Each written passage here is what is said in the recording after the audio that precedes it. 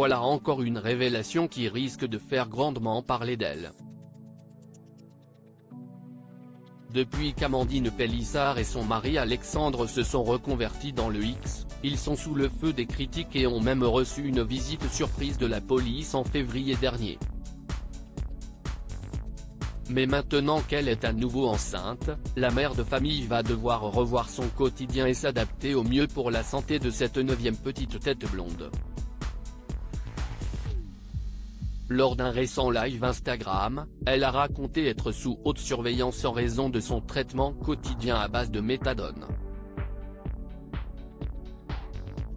Mais celle qui s'est fait connaître dans l'émission Famille Nombreuse, La Vie en XXL va aussi devoir corriger certaines mauvaises habitudes. En effet, Amandine Pélissard n'a jamais caché être une très grosse fumeuse. Pour elle, arrêter la cigarette durant sa grossesse est donc une mission quasi impossible. Le mercredi 15 mars 2023, elle a répondu sans tabou aux interrogations de ses abonnés Instagram et a révélé qu'elle ne comptait pas forcément se forcer à arrêter le tabac. Je réduis.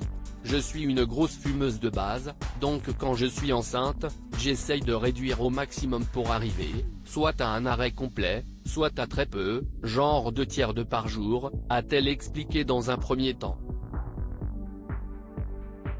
Il vaut mieux en fumer 2 tiers de par jour.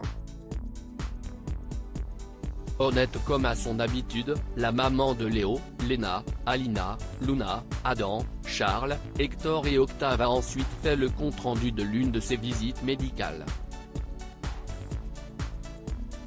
Ma sage-femme m'a toujours dit, il vaut mieux en fumer 2 tiers de par jour et ne pas être à 24 de tension que de se stresser parce que tu es en manque de nicotine et en manque de clopes. J'ai essayé d'arrêter avec plein de trucs, après si est vrai que si est compliqué. A-t-elle révélé avant de préciser, là, je suis contente, je suis passée en dessous de 10. Je ne fume 7/8 de là.